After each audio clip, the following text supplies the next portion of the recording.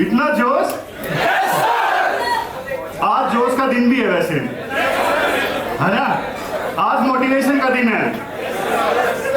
मैं बुलाना चाहता हूं प्रख्या को।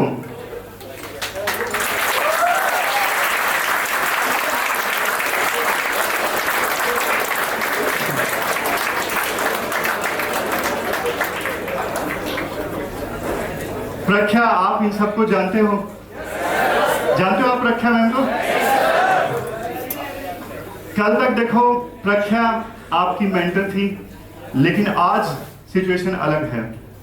प्रख्या ने 584 रैंक प्राप्त की है फाइनल रिजल्ट।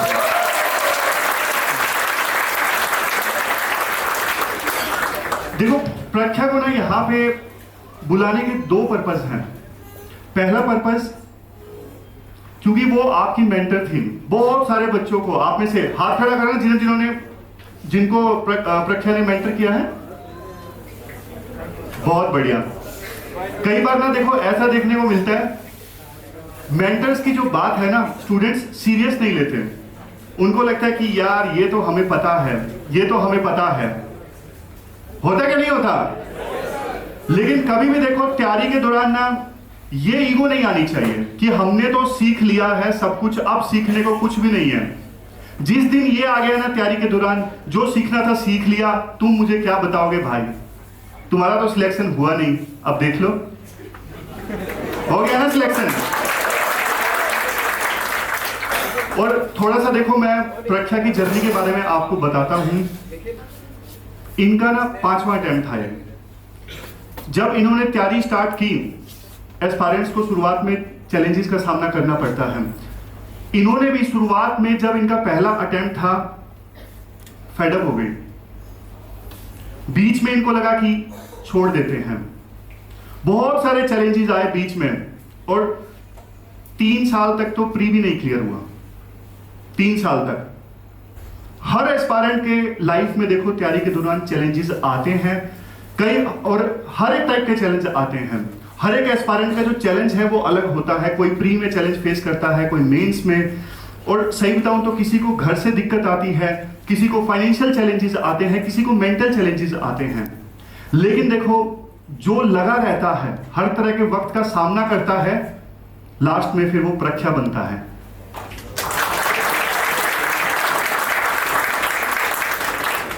और एक चीज मैं बताऊं, मैं आपको हमेशा बोलता हूं ना, पिछली बार भी सेशन था तो मैंने बोला था कि आज प्रख्या भी अपनी स्ट्रेटेजी बताएंगी, लेकिन आपको जो फॉलो करनी है ना, अपनी स्ट्रेटेजी फॉलो करनी है। और जो टॉपर सिलेक्ट होते हैं ना, सही मायनों में देखो, प्रख्या सही बोल रहा हूं या गलत बोल रहा हूं, वो भी कॉन्फिडेंट नहीं होते कि फाइनल सिलेक्शन होगा या नहीं होगा। आज सुबह तक प्रख्या एडिटोरियल डिस्कशन सुन रही थी ताकि अगले प्री की तैयारी की जा सके। और ये सिर्फ प्रख्या के साथ नहीं है, बाकी टॉपर्स के साथ भी है। इसलिए बोलना चाहता हूं कि आप अपना बेस्ट दो। इस बार टोटल पीडब्ल्यू ओनली से 300 लोग सिलेक्ट हुए हैं।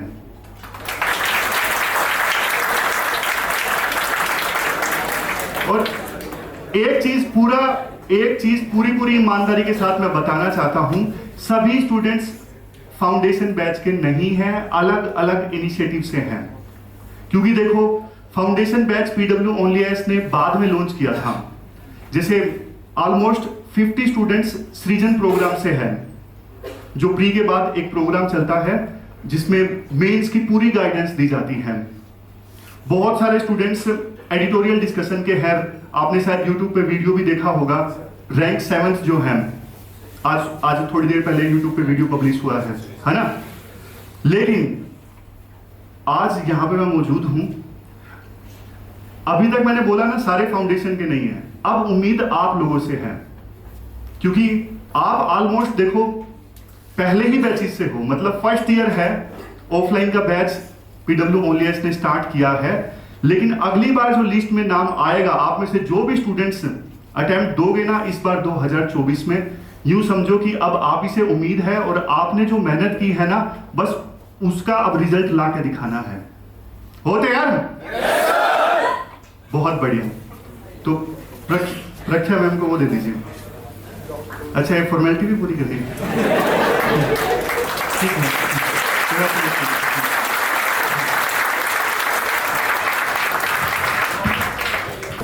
पहले परीक्षा कुछ बोलेंगी, उसके बाद आपके जो क्वेश्चंस हैं वो आप पूछ सकते हो। हेलो एवरीवन,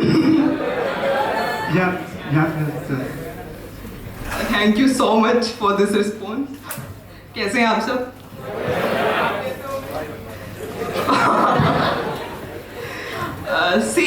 देखो, आज रिजल्ट के बाद चीज़ें बहुत बदल गई हैं, पर उससे पहले मैं भी आप लोगों की जैसे ही थी। बहुत बार जब आप लोग ये बोलते थे कि यार बहुत डर लग रहा है मैम, कैसे करेंगे, तो मैं भी यही कहती थी कि देखो, डर पार्ट ऑफ द प्रोसेस ही है। पर डर लग रहा है क्योंकि मेहनत कर रहे हैं। इस चीज़ से डर लगता है कि रिजल्ट मिलेगा या नहीं मिलेगा, है ना। पर अभी मैं ये बोल सकती हूँ जस्टिफाई करके कि हाँ यार, मेहनत करोगे तो बाद में रिजल्ट मिलेगा, है ना। मे बी वो थोड़ा डिले होगा, पर वो इसलिए हो सकता है क्योंकि कई बार हम अपनी तरफ से मेहनत तो करते हैं, पर हो सकता है वो दूसरे डायरेक्शन में जा रहा हो, है ना। तो जब भी लग रहा है कि चीजें नहीं काम कर रही हैं, थोड़ा सा हमें स्ट्रेटेजी बदलने की जरूरत है, थोड़ा सा खुद को बदलने की जरूरत है, पर मंजिल मिल जाएगी बाद में, ठीक है।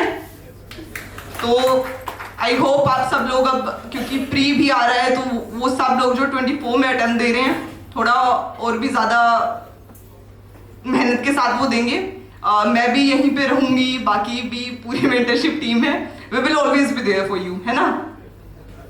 हाँ, तो कोई भी इशू रहता है तो ले लीजिए। इसके अलावा अगर मैं अपनी पूरी जर्नी की बात करूं, देखो, तो मेरे पहले 3 प्री नहीं निकले थे, और ऐसा नहीं था कि बहुत ज्यादा मार्जिन से नहीं हो रहे हैं। पहला प्री था जो 2 नंबर से भी कम से रह गया, दूसरा था जो 1 नंबर से भी कम से रह गया, तीसरे निकाला तो सी सेट रह गया। यार अभी फनी लग रहा है, पर तब नहीं था। तो उसके बाद पर मैं ये नहीं समझ पा रही थी कि गलतियां हो कहाँ रही हैं, बिकॉज वो गाइडेंस नहीं था मेरे पास, पर आप लोगों के पास है ना। क्योंकि मल्टीपल रिसोर्सेज करना, ये सब चीजें होती हैं जो चीजों को लिमिटेड टाइम के बाद रिवाइज ना करना, प्रॉपर टेस्ट कई बार नहीं लगा पाते हैं, तो ये सब इश्यूज रहते हैं। लेकिन आप लोग को ऐसा मुझे नहीं लग रहा है कि ऐसा चैलेंजेस आएंगे। ऑब्वियसली आंसर राइटिंग तो आप लोग डे 1 से कर रहे हो, है ना।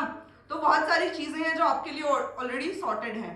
बस आप लोग को जो काम करना है वो इस चीज पे करना है कि कैसे जो रिसोर्सेज आपके पास हैं उनके मल्टीपल रिविजन्स करते रहो, जो डाउट्स आ रहे हैं उनको इकट्ठा ना करें, है ना, कि कोई बात नहीं, समझ लेंगे बाद में।